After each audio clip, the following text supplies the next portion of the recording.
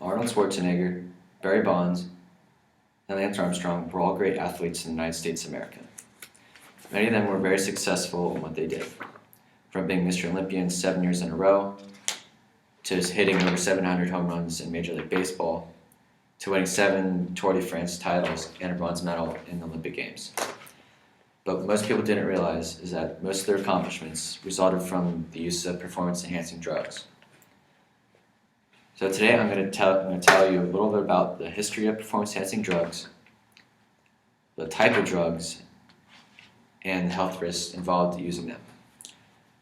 Anabolic steroids didn't become popular until the 20th century.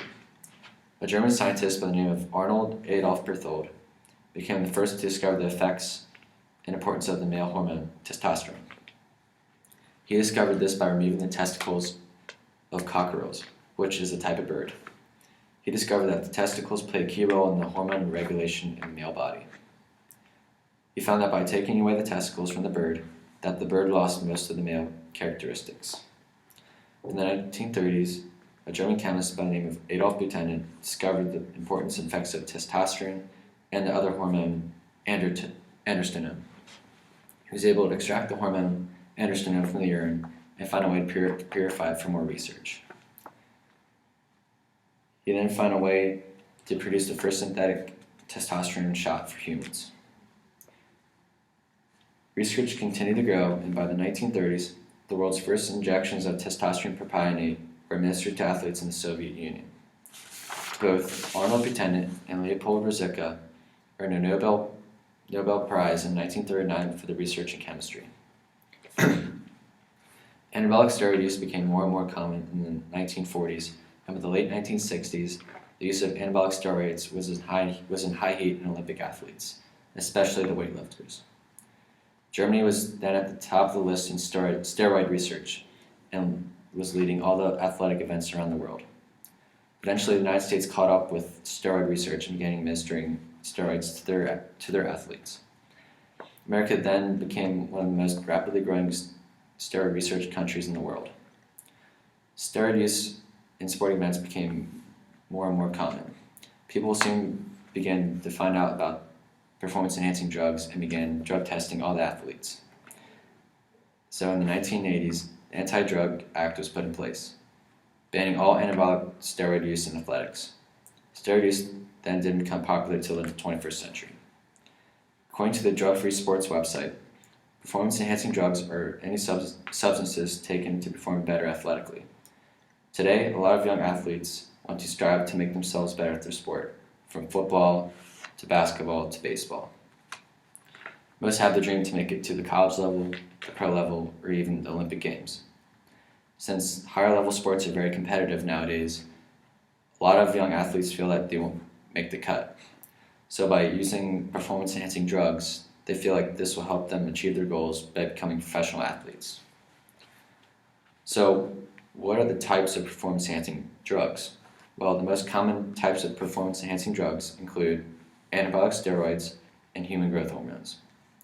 According to the National Drug Institute on Drug Abuse's website, anabolic steroids is the familiar name for synthetic substances related to this male sex hormones, testosterone.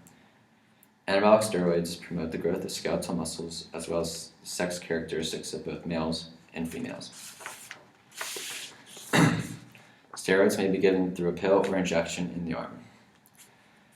The positive side effects of anabolic steroids includes, but are not limited to, increase of muscle mass, and increase of strength and endurance, being able to train longer with higher intensities, a boost of sporting performance, and a faster recovery.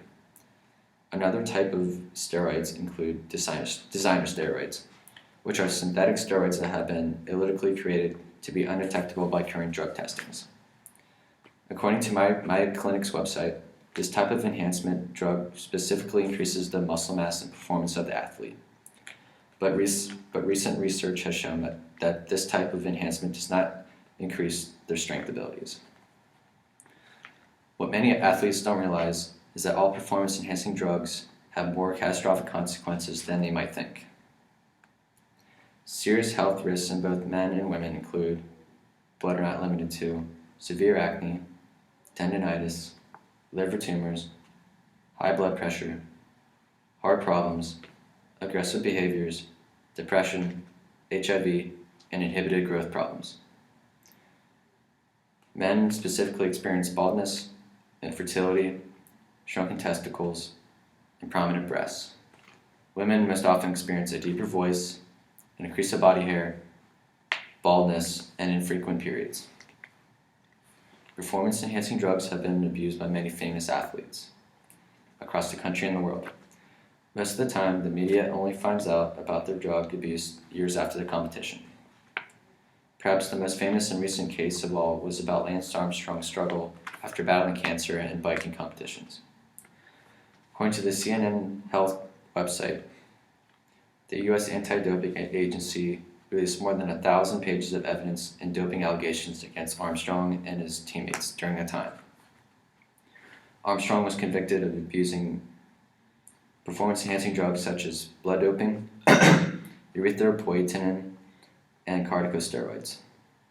7 of his Tour de France titles were taken away, along with his bronze medal that he won in the 2000 Olympic Games.